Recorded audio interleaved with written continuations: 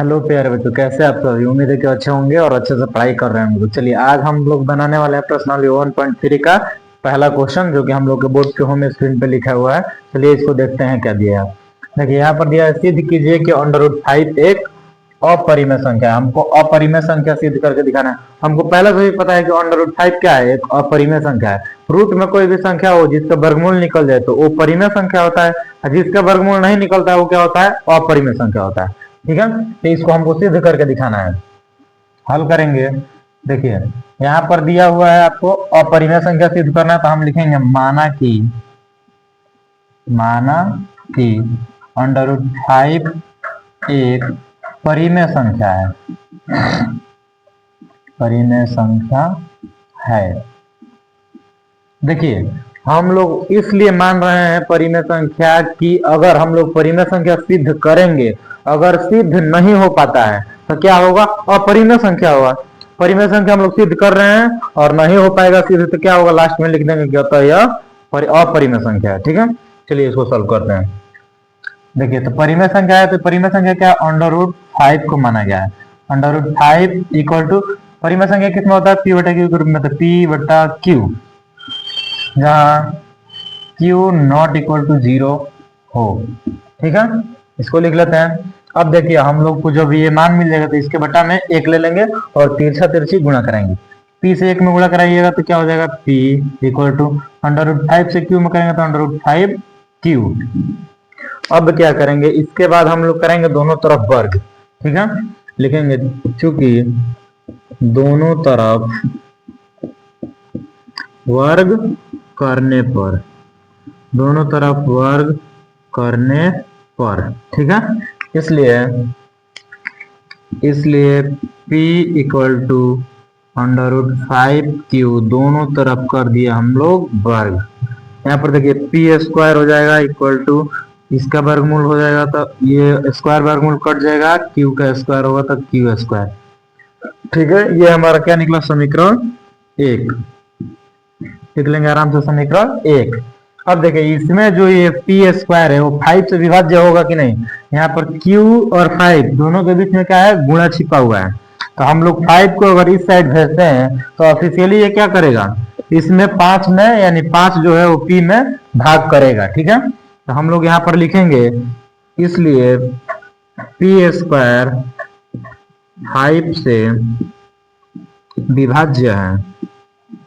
विभाज्य है एवं P भी 5 से विभाज्य है। इसका मतलब क्या हुआ जी, इसका मतलब हुआ कि ये जो पी स्क्वायर रहेगा उसमें भी 5 भाग देगा और जो P रहेगा उसमें भी 5 भाग देगा। ठीक है, अब हम लोग क्या करते हैं, अब हम लोग ऑफिशियली यहाँ से एक चीज मिलता है हम लोग को, जो कि इस तरह के क्वेश्चन में माना ही जाता है। ठीक है, देखिए यहाँ पर आप लोग को दिया है पी स्क्वायर, तो इसके जगह पे हम लोग क्या लेंगे, 5 लेंगे, यानी P इक्वल टू 5m लेने पर आगे बनाएंगे तो ऐसा लिखेंगे। ठीक है, चलिए देखिए यहाँ पर हम लोग क्या करते हैं, इसको लिख लेते हैं। यहाँ पर देखिए पी स्क्वायर है तो P square equal to 5Q का क्या कराना है,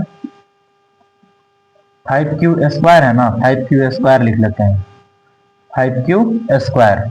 अब देखिए अब हम लोग क्या करेंगे, यहाँ पर लिखना है P का मान 5m लिया है, तो 5m लेने पर क्या होगा, P के जगह पे लिखेंगे 5m स्क्वायर इक्वल टू क्या होगा, 5Q स्क्वायर।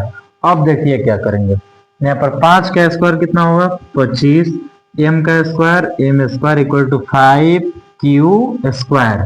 ठीक है, चलिए यहाँ पे देखिए 5 एकम 5 कटेगा, 5 पचे 25, तो यहाँ पर 5 है तो 5 बच जाएगा, एम स्क्वायर है तो एम स्क्वायर इक्वल टू, यहाँ पर 5 तो कट गया तो सिर्फ क्या बचा, क्यू स्क्वायर। ठीक है, ये हमारा क्या निकला, समीकरण 2, समीकरण 2। ठीक है, तो ये समीकरण 2 निकल गया। अब देखिए यहाँ पर भी ठीक वैसे ही सिचुएशन आया हुआ है, तो इसमें क्या करेंगे, लिखेंगे यहाँ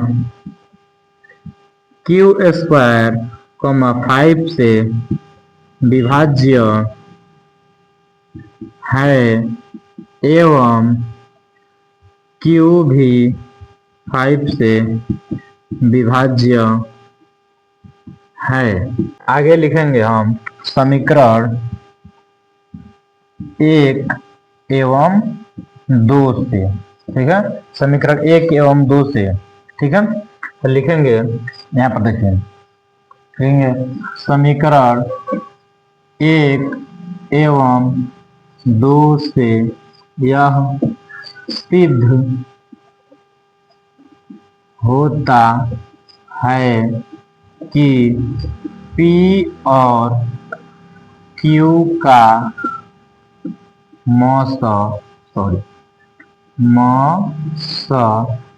नॉट इक्वल टू 1, यानी कि P और Q का जो मौसा है वो क्या है, 1 के बराबर नहीं है, इसलिए नॉट इक्वल टू 1, ठीक है।